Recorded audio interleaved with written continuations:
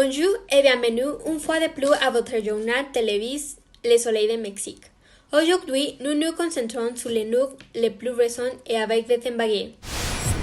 Nous allons commencer par une nouvelle qui est devenue virale ces derniers jours, à savoir que l'acteur Juan Pazurita a été sévèrement critiqué pour le lancement de sa marque de sources Water People. Les réseaux sociaux ont très mal pris l'initiative de Juan Pazurita et de Water People, lancée il y a quelques jours, parce qu'il annonçait un futur sécheresse au Mexique. Le 30 avril, l'acteur a dévoilé les produits qui n'ont rien d'autre que la mise et une bouteille de source et sa pente. Et donc, il a rendu public sur sa chaîne YouTube. Parce que Juanpa a tweeté que les jeunes de Rouen pensaient avoir 2 litres d'eau par jour, il a commencé à recevoir des numéros de réponse à ces sujets. Les autres ont affirmé qu'il existe au moins 30 autres marques d'eau minérale en pleine activité sur le territoire mexicain. Ils ont donc fait valoir qu'il n'était pas nécessaire d'exploiter davantage les sources. D'autres, en revanche, ont demandé à ne pas soutenir les produits. Accident dans le métro.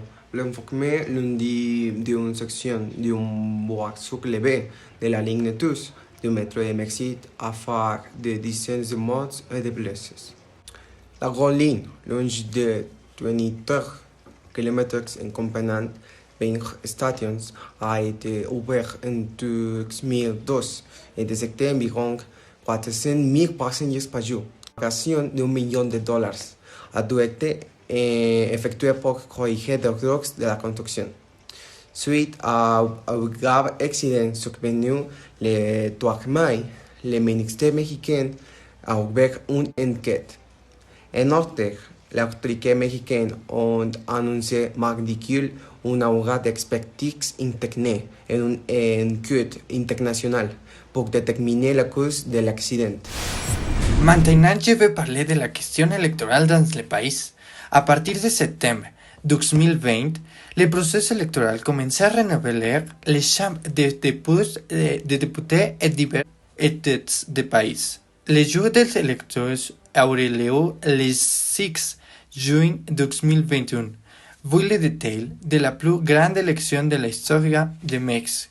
L'INE, en coordination avec les organismes publics locaux, développera les activités pour les élections de gouverneurs, les juges de gouvernement de México, les congrès locaux, les conseils municipaux et les bureaux. Vérifiez les détails de chaque processus électoral local en sélectionnant l'unité qui vous intéresse. Nous ferons une courte interview pour savoir ce que les Mexicains pensent de ces problèmes. Parmi les nouvelles concernant les vaccins COVID-19, Novavax commençait à tester son vaccin COVID-19 chez les adolescents. Cette société a annoncé qu'elle a commencé lundi des cliniques pour tester son vaccin sur des adolescents américains âgés de 12 à 17 ans, dans de nombreux endroits du pays. Le vaccin sera administré en 2 doses, ainsi qu'un placebo. Un certain nombre recevant le placebo et un certain nombre recevant le vaccin. Les essais menés aux États-Unis et au Mexique seraient efficaces 89,7%. Il n'y a pas encore d'autorisation pour l'utilisation de ce vaccin, mais Novavax envisageait de soumettre une demande pour l'appliquer au Royaume-Uni au deuxième trimestre de 2021. Quand au Mexique, c'est ce mois-ci que débutera la journée de vaccination des adultes âgés de 50 à 59 ans. Nous espérons que la situation continuera de progresser de manière positive. Nous avons rencontré avec Rigel Liendo, une personne qui a été vaccinée lors de la journée des adultes de 50 ans. Rigel, ¿cuándo fue el día que lo vacunaron? El día 6 de mayo. ¿Tiene algún efecto secundario o algún síntoma después de la vacunación? No, ninguno. ¿Cuándo recibirá la segunda dosis? Dentro de 3 semanas. ¿Usted piensa que el proceso de vacunación para jóvenes será tan rápido como el de los adultos mayores? No creo que sea tan rápido, pero debe venir pronto. Ok, muchas gracias por su tiempo. Esperamos que siga sano como hasta ahora. Pour sauver les problèmes pertinents au Mexique, les féministes continuent de jouer un jeu. La pandémie a déclenché la violence sexiste que de nombreuses femmes subissent à la maison. De sorte que l'appel à l'aide en numéro d'urgence 911 ont dépassé 38 300 environ en 2021. Mars 2021 a été le mois le plus violent contre les femmes au Mexique depuis qu'il y a un record. En moyenne, 11 femmes sont assassinées à ce jour au machisme. Certaines femmes sont Victoria Salazar, assassinée aux mains de la police, Wendy Jocelyn, Nicole et un fils de 7 ans, et bien d'autres cas. D'autre part, des études épidémiologiques menées par l'Organisation mondiale de la santé, OMS, ont montré un fort prévalence de troubles mentaux et neurologiques dans la population générale et indiquent que la pandémie COVID-19 a exacerbé ce problème. Dans le pays, les statistiques de certains s'étaient montrées désignées à Vancouver.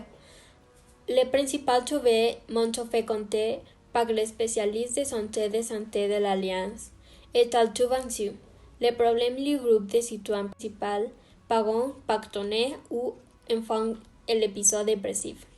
Il est à noter que l'adulte entre 25 et 40 ans représente près de 40% de consultations au cours de l'année présente, tandis que les personnes de plus de 60 ont été 2% et les enfants jusqu'à 14 ont seulement 4%. La pandémie COVID-19 a non seulement augmenté les cas de problèmes mentaux dans la population générale et a également touché des spécialistes. Il y a une bonne nouvelle parce que la Ligue olympique a été approuvée à niveau national, ce qui signifie que l'utilisation de technologies pour exposer, distribuer, transmettre, échanger ou partager des images, audios ou vidéos de contenu sexuel d'une personne sans son consentement. Quiconque le fait, c'est possible de 3 à 6 ans de prison, mais pourra aller jusqu'à 9 ans si le crime est commis par un fonctionnaire ou une personne qui a une relation amoureuse avec la personne concernée. La session régulière clausura 2021 s'est terminée après 17 tours et avec elle. Les 2 clubs classés pour les tours suivants sont déjà connus, avec des matchs définis pour le repêchage, ainsi que les 4 meilleurs qui ont obtenu leur boulette direct pour les quarts de finale. Santos contre Querétaro contre Tigres et Pachuca contre Chivas. Également, le Grand Prix d'Espagne de la Formule 1 se déroulerait sur les circuits de Barcelone à Catalunya. Lewis Hamilton et Mercedes arrivent en tête du championnat, suivi de Max Verstappen avec sa Red Bull Honda et de troisième Lando Norris avec sa McLaren Mercedes. Le Mexicain Sergio Pérez, pilote de Red Bull Honda, arrive en 7e position au championnat avec 22 points. Et ainsi que se termine notre journal d'aujourd'hui. Merci beaucoup d'avoir écouté les Mexique et à bientôt. Au revoir.